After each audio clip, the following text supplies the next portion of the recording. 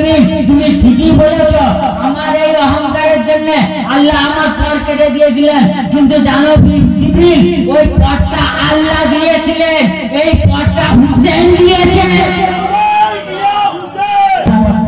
এইখানেও একটা তাজিয়া পাকের দলিল পেয়ে যাবেন। মোবারকবাদ দেওয়ার জন্য আসছিলেন সমস্ত ফেরেশতা।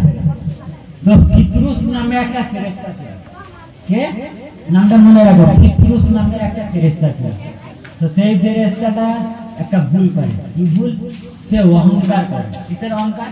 সে ফেরেশতাটা উঠতে পারত, কি করতে পারত? তার ডানা ছিল, সে উঠতে পারত।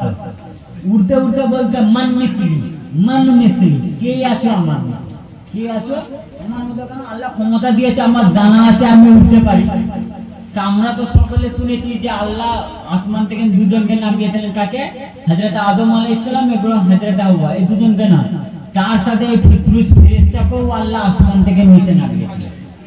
ওটা নিচে নামিয়ে দিয়েছিলেন। কিসের? একটা অহংকার, যে আমার মতো কে আছে। এই অহংকারের কারণে আল্লাহ তাআলা এর পর কি করেছিলেন? পুড়িয়ে দিয়েছিলেন, কেটে দিয়েছিলেন, কেটে পৃথিবীতে নামিয়ে দেয় না বাবা। যখন পৃথিবীর মধ্যে কাঁদছে, খুব কাঁদছে, তার মধ্যে দেখতে পেল যে জিবরিল আমিন ফেরেশতাদের দল নিয়ে আসছে। তখন দেখতে পেয়ে বলে, জিবরিল কোথায় যাচ্ছ তুমি, কোথায় যাচ্ছ? তো জিবরিল আমিন বলেন, জানো না আজ মুহাম্মদ সাল্লাল্লাহু আলাইহি ওয়াসাল্লামের ঘরে নবী পাকের ঔলাদ পাক হয়েছে, সেই বিলাদত পাকের খুশিতে আমরা রাসূল পাকের মুবারকবাদ দিতে যাচ্ছি। তখন ফিতরুস মানে জিবরিল আমাকেও নিয়ে চলো। তো জিবরিল বলে, আল্লাহ তো হুকুম পাঠিয়ে বলে, হুকুম পাঠিয়েলেন। ये ফিতরুসকে নিয়ে আসেন কোথায়? নবী পাকের ঘর মুবারক। তো একের পর এক রাসূল পাক নিয়ে কি করছেন? ইমাম হোসেন পাককে, ইমাম হোসেন পাক হয়েছেন, ওনাকে নিয়ে খেলছেন রাসূল পাক। রাসূল পাক আদর করছেন, খেলছেন। তো তখন কি হলো?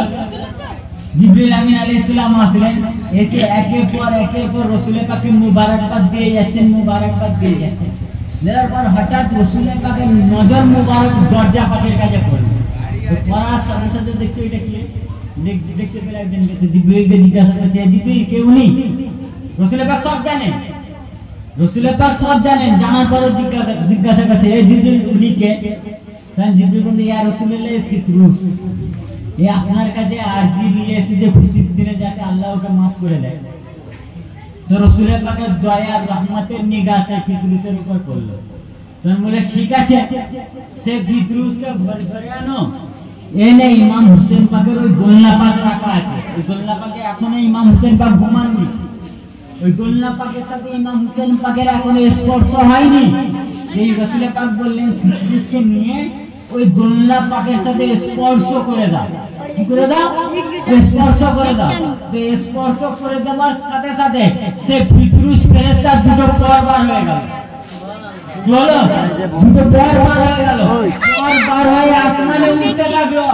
আসমানে উঠতে উঠতে আবার বলতে লাগলো, মান মিসলি, কে আছো আমার মতো, মান মিসলি, কে আছো আমার মতো।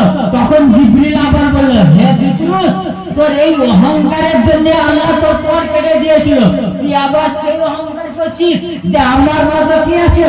তখন ফিতরুস জানাবে জিবরিল আমিনকে জবাব দিয়েছিল, বলে, হে জিবরিল আমিন, তুমি ঠিকই বলেছো, আমার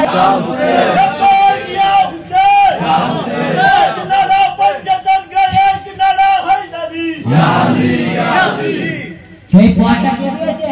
ফিতরুসের জবাব শুনেন, ফিতরুসের আকীদা দেখেন। ফিতরুস এটা আকীদা করে নিয়েছিল, ওইটা আল্লাহ দিয়েছিলেন, আল্লাহ যিনি শুনি ছেড়ে দিয়েছেন, এইটা হুসেন দিয়েছেন। যত করলে হুসেন চাইবেন, আল্লাহ চাইবেন দেবেন না। এটা ফিতরুস আকীদা দিলেন, যেটা হুসেন দেবে এটা কাল কিয়ামত পর্যন্ত থেকে যাবে। আল্লাহ দিলে আল্লাহ নিয়ে নিতেও পারে, এটা আল্লাহর মর্জি।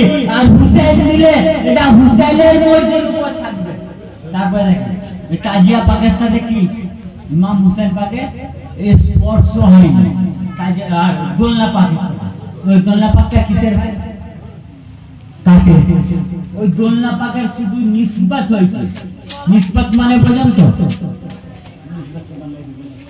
নিসবত হয়েছে, যে ওইটা মনসুবা যেটা, এই দোলনাটা ইমাম হুসেন পাকে, ইমাম পাকে। হ্যাঁ নামকরণ হয়েছে যে নিসবত হয়েছে যে জল্লাটা ইমাম হোসেন পাকে, ইমাম হোসেন পাক জানি তো নিসবত হবার কারণে যদি ওই দোলনা পাকের বরকতে ফিরদৌসের মতো ফেরেশতা সিফা পেতে পারে তো যেই উম্মতের জন্য ইমাম হোসেন গর্দান কাটিয়ে দিলেন সেই উম্মত তাজিয়া পাকের নিসবত ইমাম হোসেনের পাকের সাথে, তো সেই উম্মত তাজিয়া পাকের কাছ থেকে সিফা পাবে না কেন? আর দ্বিতীয় কথা, ইমাম হোসেন পাক যখন আসেন বা জাহির কিন্তু সবে হয়েছেন বিলাদত পাক হয়েছে, তো সবে ওনার জহুর পাক হয়েছে, তো রাসূলের পাকের কাছে প্রশ্ন হতে পারে, সওয়াল হতে পারে, আরজ হতে পারে, ইয়া রাসূলুল্লাহ ইমাম হোসেন পাক তো তাজহাইরি রয়েছেন, আপনি ফিরদৌসের স্পর্শটা ইমাম হোসেন পাকের সাথেই করাতে পারতেন, দোলনা পাকের সাথেও করালেন কেন? বারগাহে মদিনা থেকে আওয়াজ আসবে, এ নাদান বুঝলি না কাল 61 হিজরির পর ইমাম হোসেন পাকের চাহনেওয়ালা যখন সিফা চাইবে তো ইমাম হোসেন তো বাজাইরি থাকবে না, তো সিফা পাবে কি করে? সেই সিফা পাবার রাস্তা বলে দিলাম, তাজিয়া পাক তৈরি করে নিসবত ইমাম হুসাইনের দিয়ে দিবি, আর সেই তাজিয়া পাকের কাছে যাবি, গিয়ে সিফা চাইবি, ইমাম হুসাইন তোকে সিফা দেবে।